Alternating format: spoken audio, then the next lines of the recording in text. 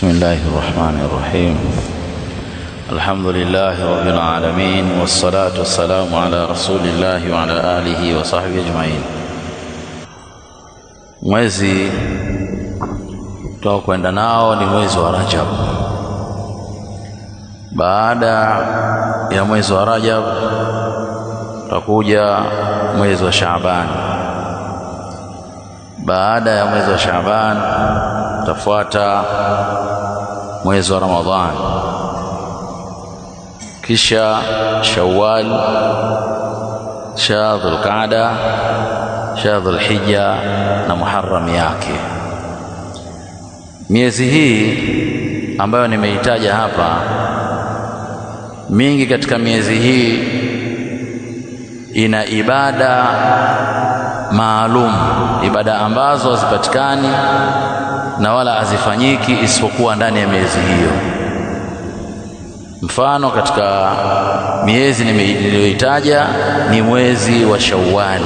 Mathalan, mwezi huu wa Shawwal ndani yake kuna yaumul Eid al-Fitri, kuna siku ya sikukuu ya Eid al-Fitri, kuashiria kumalizika kwa mfungo wa mwezi wa Ramadhani na kuanza moja kwa moja mwezi mwingine ambao ni mwezi wa Shawwal, ambao siku ile ni siku ya sikukuu, kwamba Waislamu tumewekewa sheria na utaratibu wa kusherehekea, tukitanguliza as-sala wa dhikri, kisha kula na kunywa na mengine yanayofuata katika mambo ya mubaha. Ibada hii ya sikukuu ya Eid al-Fitri ni kwamba na swala yake, swala ya Eid al-Fitri haipatikani katika mwezi wowote, siku yoyote, isipokuwa ni siku hiyo tu, siku ya mwezi mosi, mwezi wa Shawwal. Hivyo hivyo ndani ya mwezi huu kuna saumu ya siku sita min Shawwal. Saumu hii sunna yake ni kufungwa ndani ya mwezi huu wa Shawwal, kuanzia mwezi pili mpaka utakapoonekana mwezi au itakapotimia siku 30. Na maana siku hii ya kwanza ni siku ya kula na kunywa, lakini siku hizi zilizobakia ni siku yoyote, ima mtu akafuatisha zile siku ambaye ndio bora zaidi, au akafunga tofauti tofauti.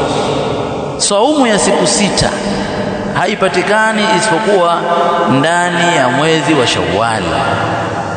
Hivyo hivyo miezi mingine nayo ina baadhi ya ibada mbalimbali ambazo zinahusu kufanyika ndani ya miezi hiyo.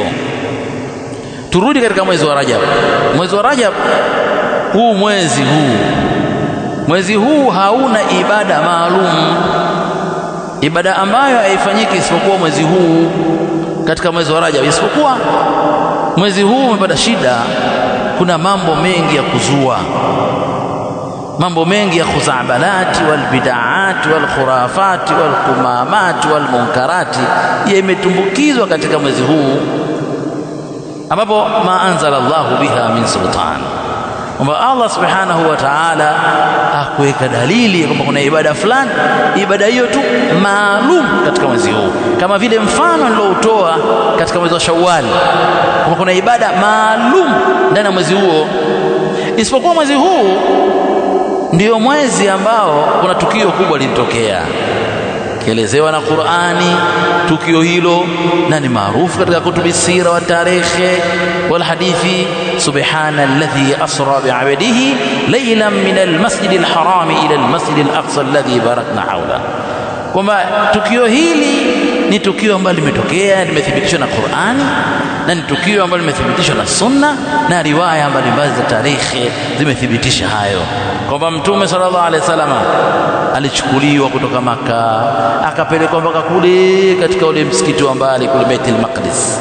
Kisha baada ya hapo yakafanyika yalofanyika pale, kisha Mtume urija ila samai, akaenda akasogea kule karibu kabisa, thumma dana fatadalla fakana qaba kausaini au adna, ni matukio yapo na kule nako kuna mambo mengi yalitokea, lakini kubwa katika yote ni swala la kufaradhishiwa swala 5. Haya imetokea, tarehe Qur'ani imethibitisha hivyo, sunna imethibitisha, ni jambo ambalo halina shaka, na kuamini kwake kama tunaamini pasi na shaka ya aina yoyote. Lakini sasa ibada kwamba ni ibada fulani kwa waumini, kwa ibada hiyo ni maalumu, hiyo patikana mwezi huu, hamna. Kuna baadhi ya watu kwa maana ya Waislamu, ukishaingia mwezi huu wa Rajabu wanaanza saumu. Sasa wanafunga saumu mwezi wa Rajabu mwezi mzima, wanaisubiria Shaabani mwezi mzima, sikwambii Ramadhani wanakamilisha tena hapo, kwamba hili si la sawa sawa, kwamba jambo hili, kwa sababu dini hii ni dini ya wahai, dini hii ni dini ya mapokeo, kwamba ibada zake, sheria zake zimeshushwa kwa Allah subhanahu wa ta'ala kuja kwa Mtume sallallahu alayhi wasallam kupitia kwa Jibril, kwamba inategemea hayo. Sio mtu akae nyumbani kwake au katika kilinge chake akafikiri yeye na watu wake wakafikiri wakatengeneza, wakaamua kuungaunga scraper, akakota hili wakaumiza hapa, wakota batili uka hapa, wewe leta tofali hilo weka pale. Ni dini inayokwenda kwa dalili, kama ibada zake zinaenda kwa utaratibu wa dalili. Kama ibada fulani haina dalili, basi sio ibada. Hata watu wakifanya kutwa kucha hawapati kitu, mwisho wa yote kwamba watahesabika kwamba hawa ni watu wa bid'a, kwamba wamezusha katika dini, wamekuja na jambo ambalo walipo. Bid'a ni kile kitu, ni ile jambo la ibada ambalo watu wanalizusha kulifanya kuwa ni ibada. Maki usije ukasema mambo gani hao, kila kitu bid'a tu, basi hata wewe mwenyewe bid'a. Vipi? Mbona kuna mafeni sasa? Mafeni bid'a. Mnaenda hija, mnapanda ndege bid'a. Huu ni ujinga. Kisa mtu anayojua huyu ni mjinga. Sawa sawa kama wewe ukiongea kwa daktari, unaletewa mbele yako mgonjwa wako ni chizi. Ukitoa mgonjwa chizi, unabidi utaamaliane naye ili umtibie apone. Sasa mtu mwenye hoja kama hizi, mtu huyu ni mjinga, ni bwege. Sasa unaangalia namna gani utamsaidia ili apate kupona ugonjwa huo, ujinga wake aliokuwa nao, bil hikmati wal mau'izati al hasana. Tunafahamiana? Kwanza ufahamu. Usipofahamu kwamba huyu ni mjinga, huyu ni bwege, huwezi kumtibia. Lakini kwanza umfahamu kwamba huyu bwege, huyu ni mjinga. Alafu sasa unajua sasa, kwa sababu ana malaria yake ni 2 au ni 5. Sasa tutatumia mseto wa vidonge au sindano. Tutaangalia au tufanye drip kwanza. Lakini kwanza umfahamu hivyo. Ukimtoa katika ujinga, huwezi kumtibia huyo, kwa sababu unaona ni daktari ambaye umeshindwa kumjua mgonjwa wako. Hii si hoja ya msingi kwamba hata mimi bid'a. Mimi bid'a kwani mimi ibada? Mimi ibada. Kwa mtu tunachozungumzia bid'a ni jambo la ibada. Mtu alifanya jambo kulifanya kuwa ni ibada, kama vile mfano maulidi. Kama mfano maulidi, wanaofanya maulidi ndio maana tunabishana na wao. Wao wanasemea huko na sisi tunasemea huko, kwamba wao ile si wanaitakidi kuwa ni ibada. Ndogo vetu huko hapo, kama wanaitakidi kwamba ile ni ibada. Sasa kwa sababu ya hili ndio ugomvi. Lakini wangesema tu hii bwana sawa sawa na nini kitchen mada.